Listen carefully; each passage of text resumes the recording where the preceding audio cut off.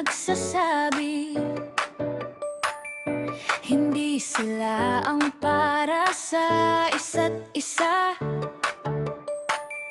Dahil kami bulag, hindi namin makita ang daan.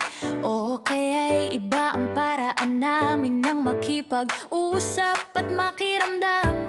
Ngunit puso namin ay katulad lang ang iba, nakakaramdam ng init, ligaya at pag-ibig na tunay. Kapag kasama ka, ramdam kong buo ako. Hindi ko maintindihan bakit kami kakaiba para sa kanila. Sinabi nila'y sila lang ang karapat-dapat, yung mga walang kapansanan, walang kailangang tulungan. Pero bakit ganun? Pag-ibig ba'y para lang sa kanila? Hindi ba't lahat ay may karapatang maramdaman ito? Sila lang ba yung may karapatang magmahal? Sila lang ba yung pwede nang umibig at ibigin? Porket ba wala silang kapansanan, sila lang ang nararapat? Hindi ba't pantay-pantay tayo sa mata ng pag-ibig?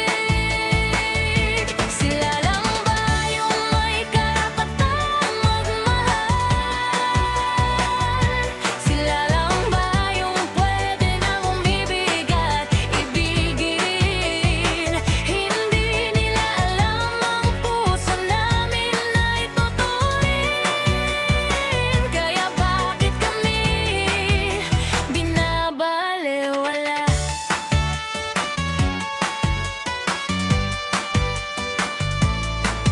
Minsan akong napapaisip, baka ako'y mali, pero alam kong totoo ang naramdaman ko sa'yo.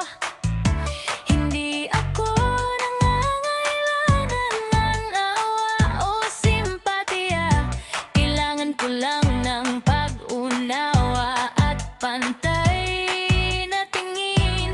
Ang mga mata naming hindi makakakita, hindi hadlang para ibigay ang pusong totoo. Ramdam ko naman ang init ng iyong kamay, at naririnig ko ang tibok ng puso mo dahil mahatitar. Sila lang ba yung may karapatang magmahal? Sila lang ba yung pwede nang umibig at ibigin? Porket ba wala silang kapansanan, sila lang ang nararapat? Hindi ba't pantay-pantay tayo sa mata ng pag-ibig? Sila lang ba yung may karapatang magmahal? Sila lang ba yung pwede nang umibig at ibigin? Hindi nila alam ang puso namin ay tuturin. Kaya bakit kami binabalewala? Hindi ako nangangatuwiran na sila'y mali, pero sana maintindihan nila na ang pag-ibig ay hindi batay sa paningin o pisikal na anyo. Ito'y batay sa damdamin at pagpapahalaga sa isa't isa. Hindi ako nangangarap ng perpektong mundo, basta lang marinig sila't sabihin pantay kayong lahat.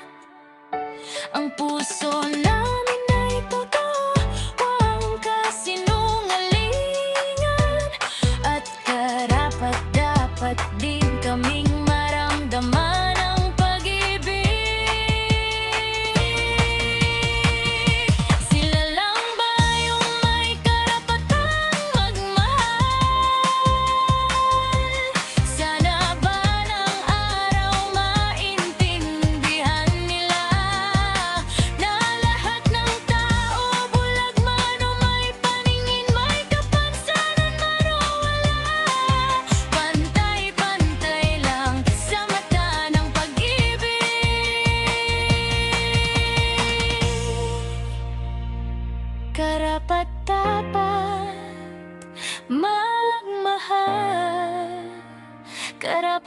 pag-ibigin.